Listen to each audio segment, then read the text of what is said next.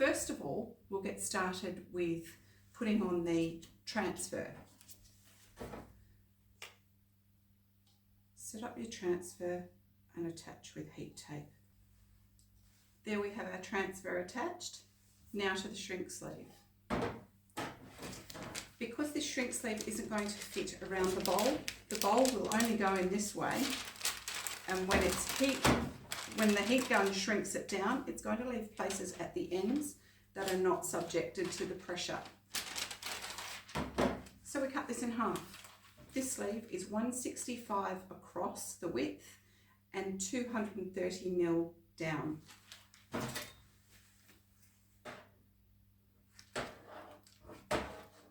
Near enough is good enough in this instance. Place that around that way.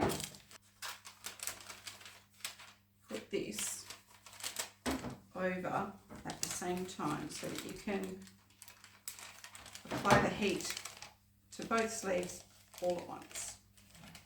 So make sure that's nice and centered. Let's go. I think that worked really well. We got really good coverage around that. So now to the heat press. The heat press is ready. It's set to 180 degrees for 660 seconds or 11 minutes, if you know your math.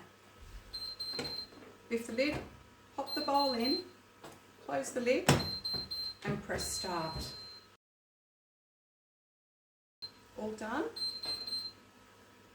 Press the start button or the stop button, as the case may be. It's not easy to use scissors with gloves on. Hello. Because of the gears in the bowl, what I'm going to do, you might be able to see that's a little bit distorted. Pop the insert into the bowl, and that will help it keep its shape as it cools down. Let's have a look at the transfer.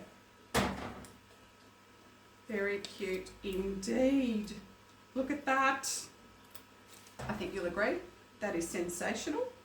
Subscribe to the channel if you want to see more content like this, and we'll keep you up to date with more blanks and more times and temperatures.